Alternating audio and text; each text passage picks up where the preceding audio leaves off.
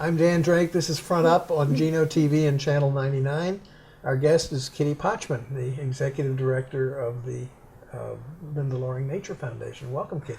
Welcome. Well, thank you, Dan. It's a pleasure to be here. What's going on out in Eel Point Road? Yeah, on Eel Point Road. Well, once the road gets graded, it'll be a lot easier to access the Linda Loring Nature Foundation. It's taken a beating over the course of the winter. But we're gearing up for the summer, and things are starting to look really busy. We have a terrific new intern, Seth Engelberg, who is helping Sarah Boyce, Dr. Sarah Boyce, with data collection for the research, and most recently he and a volunteer have been flagging endangered species on the property. So if you go out there now, there will be these red and blue flags all over the property, and people probably will ask, what's going on here? But we are flagging all the plants. They will be GPSed, mapped, and this will all be part of our land management plan as we move forward and protecting these species, these important species.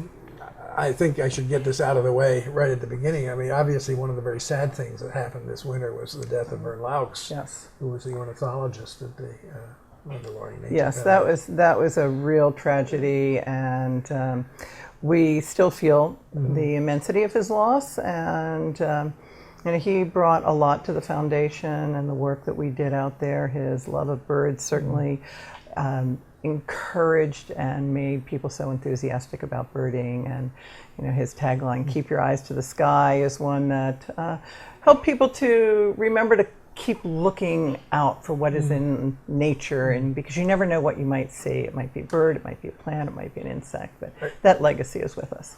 Are you going to be able to carry on to some extent, at least, what he did? Are you still offering bird walks?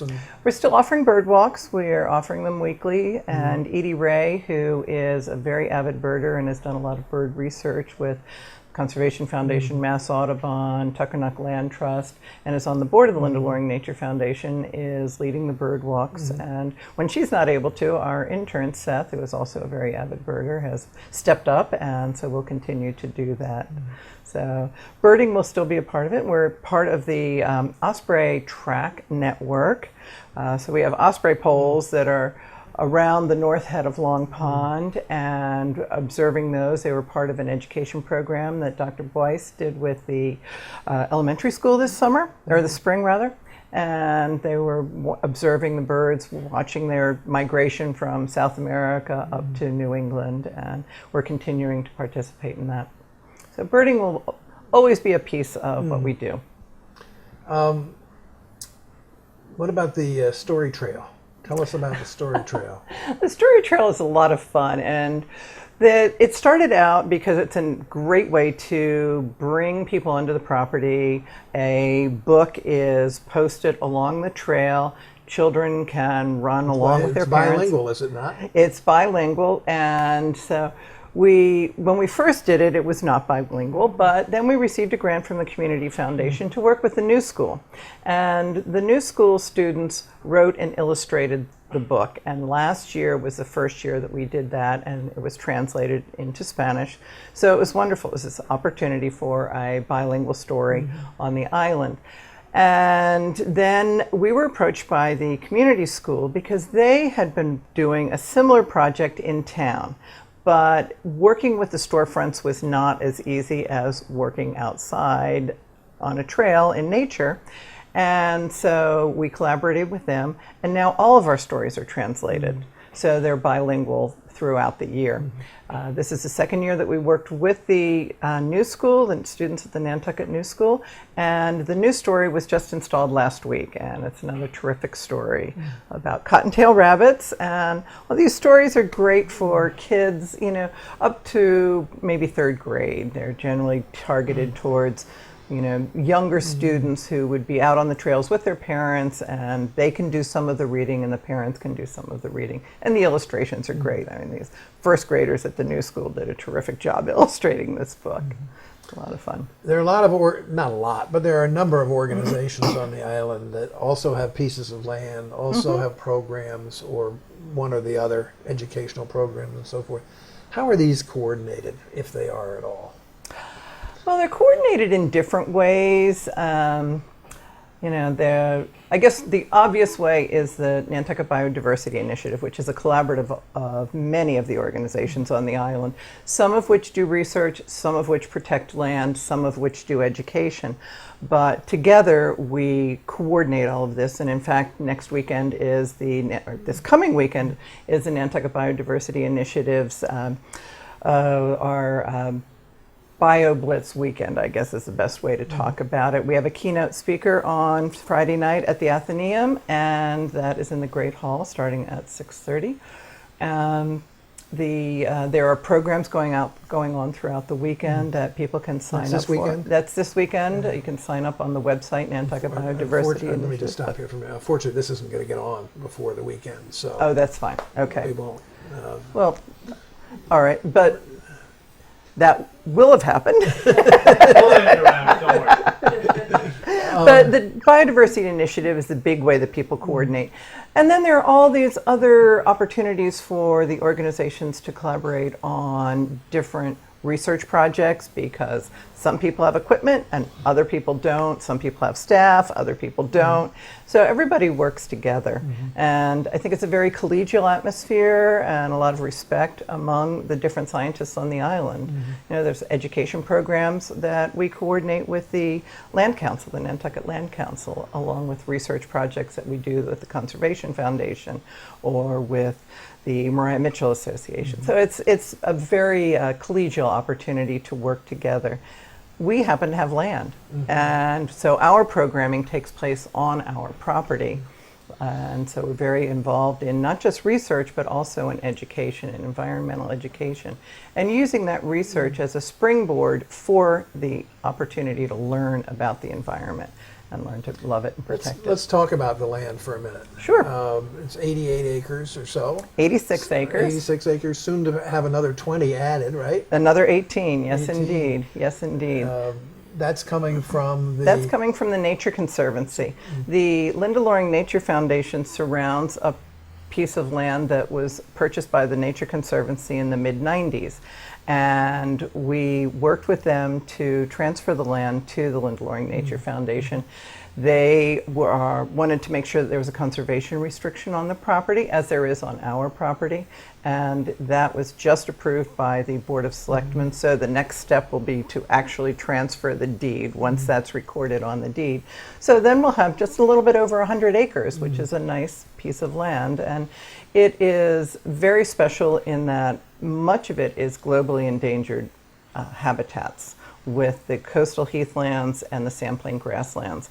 And within those endangered habitats, you also have a lot of endangered plants, a lot of endangered insects, and some birds.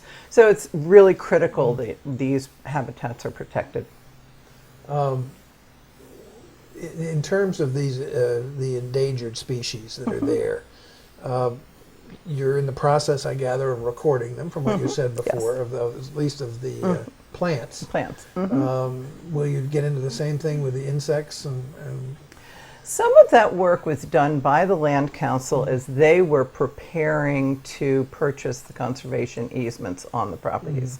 And so they did a lot of that work. So much of that we have in place. And there's another scientist who comes down and does a lot of insect work on the island, and he also enjoys working out there. so you do make the property available for researchers and other We do. from elsewhere. Yes, we do, and that's one of the ways that we expand our research opportunities on the property. We're not only doing our own research in phenology and climate change and What's invasive. Phenology is the timing of things. Phenology is the timing of things. So I even said it wrong. Phenology. Phenology. Phrenology. So as you're driving down the road on the way home, and you start to observe, when the beach plums are blooming, or when the black cherries are blooming, or when the shad bush is blooming, these things are impacted by changes in climate. And so phenology has been recording data on this kind of timing, not just on plants, but it also on birds, insects. There are many ways that you can record it. And it is one of the indicators of climate change. So you can start to see these trends as things change. That's what we were talking about. What about the things that are on everybody's minds now? The tent caterpillars. The 10 caterpillars. Oh, you need Dr. Boyce here for that. She loves tent caterpillars. Tent caterpillars, this is the third year of a boom cycle. And they tend to have boom and bust cycles. So last year was a lot worse than this year. This year there's still a lot of them, but next year, the next few years, we'll probably see very few of the tent caterpillars around. They are a native species. They are important food source for birds. And usually, if the plant is healthy, although they can defoliate a plant, they can defoliate a plant. If it's healthy, it will survive. And if it's unhealthy, then the insects will have, cause probably some permanent damage. But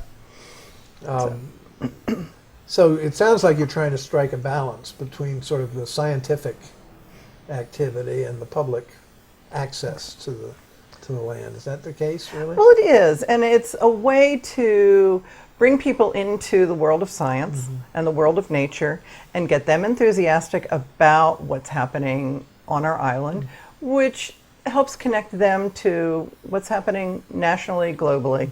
And because of the interconnectedness of life, you really have to appreciate all of these things. And science, rigorous science, answers questions. And that's what's important about the research side of it. And then bringing people into the educational side and helping them by teaching them about the research gives them a greater appreciation for their world and what's really special about Nantucket. And we're really fortunate here to have, beautiful habitats, well protected. We are very fortunate with all the land that's in conservation. It does make a difference because it helps to protect our watershed, our native plants, native animals, and makes it a much more lovely place to live. Good. Well, Kitty, thank you so much for thank sharing you. what's going on You're at the welcome. Loring And Nature Foundation. Come out, check out the website. We'll have children's classes starting up in July and nature walks going on every week, and as well as the bird walks. And there will be a lot of opportunities to explore and learn more about the island. Great. Kitty Thank you.